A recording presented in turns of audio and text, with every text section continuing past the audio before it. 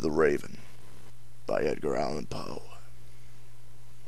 Once upon a midnight dreary, while I pondered weak and weary over many a quaint and curious volume of forgotten lore, while I nodded, nearly napping, suddenly there came a tapping, as of someone gently rapping at my chamber door.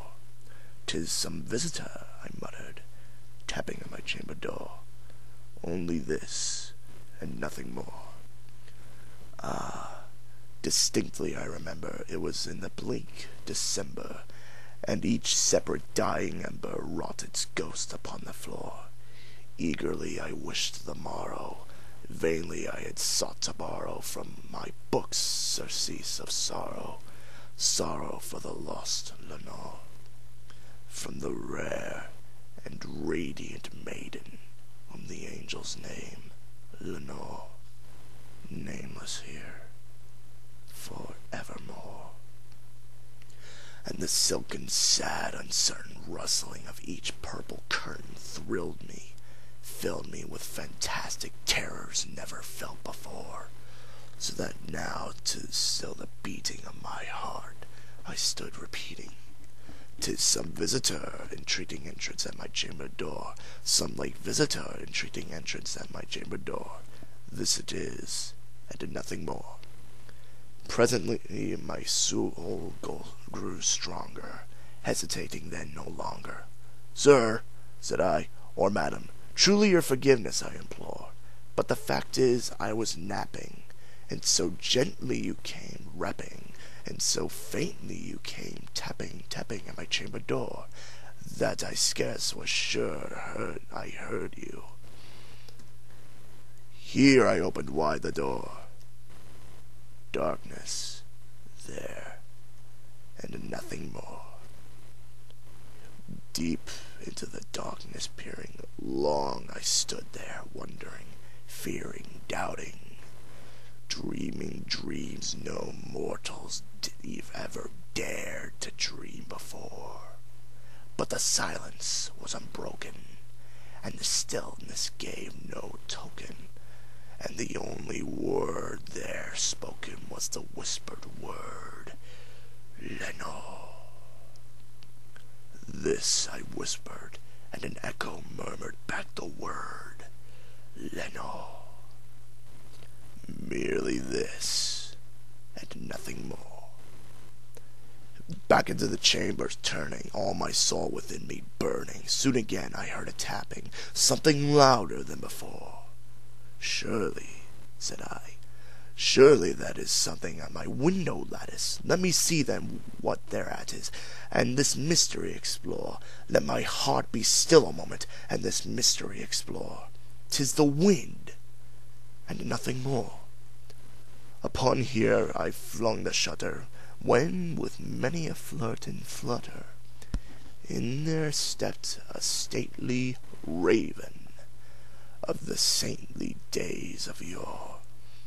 Not the least obeisance made he, not a minute stopped or stayed he, but with mine of lord or lady, perched above my chamber door, perched upon a bust of Pallas, just above my chamber door, perched and sat, and nothing more.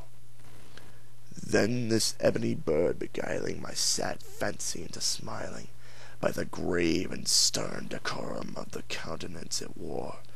"Though thy crest be shorn and shaven, thou," I said, "art sure no craven, ghastly, grim, and ancient raven, wandering in from the nightly shore. Tell me what the lordly name is on the night's Plutonian shore." Quoth the raven, "Nevermore." Much I marveled this ungainly fowl to hear discourse so plainly, though its answer little meaning, little relevancy bore, for we cannot help agreeing that no living human being ever yet was blessed with seeing bird above his chamber door, bird or beast upon the sculptured bust above his chamber door, with such name as Nevermore. But the raven, sitting lonely on that placid bust, spoke only that one word, as if his soul in that one word he did outpour.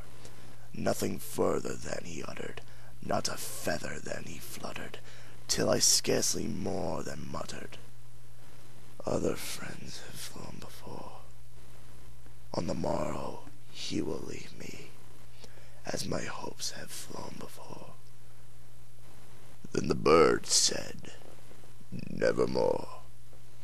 Startled at the stillness broken by reply so aptly spoken, Doubtless, said I, what it utters is its only stock and store, caught from some unhappy master, whom unmerciful disaster followed fast and followed faster, till his songs one burden bore, till the dirges of his hope that melancholy burden bore of nevermore. But the raven still beguiling all my sad soul into smiling, straight I wheeled a cushioned seat in front of bird and bust and door. Then upon the velvet sinking I betook myself to linking fancy unto fancy, thinking what this ominous bird of yore, what this grim, ungainly, ghastly, gaunt, and ominous bird of yore meant in croaking Nevermore. Thus I sat, engaged in guessing, but no syllable expressing to the fowl, whose fiery eyes now burned into my bosom's core. This and more I sat divining, with my head at ease reclining on the cushion's velvet lining that the lamplight gloated o'er. But whose velvet violet lining with the lamplight glowing o'er? She shall press nevermore. Then, methought, the air grew denser, perfumed from an unseen center, swung by seraphim whose footfalls tinkled on the tufted floor. Wretch, I cried, thy God hath lent thee.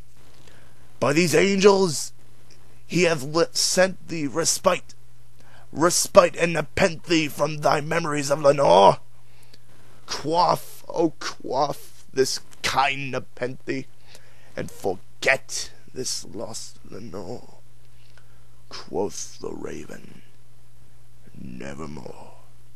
Prophet, said I, think of evil, prophet still, if bird or devil, whether temper sent or whether tempest tossed thee here ashore, desolate yet all undaunted, on this desert land enchanted, on this home by horror haunted, tell me truly, I implore, is there balm in Gilead? Tell me, I implore. Quoth the raven, Nevermore. Prophet, said I, think of evil, prophet still, if bird or devil, by that heaven that bends above us, by that God we both adore, tell this soul with sorrow laden, if within the distant Aden it shall clasp a sated maiden, whom the angels named Lenore. Clasp a rare and radiant maiden, whom the angels named Lenore. Quoth the raven, Nevermore. Be that word or sign of parting, bird or fiend! I shrieked, upstarting. Get thee back into the tempest and the night's Plutonian shore. Leave no black plume as a token of that lie that thy soul hath spoken. Leave my loneliness unbroken. Quit the bust above my door. Take thy beak from out my heart, and take thy form from off my door. Quoth the raven, Nevermore. And the raven, never flitting, still is sitting on the pallid bust of Pallas just above my chamber door, and his eyes have all the seeming of a demon's that is dreaming, and the lamplight o'er him streaming throws his shadow on the floor. And my soul from out that shadow that lies floating on the floor shall be lifted nevermore.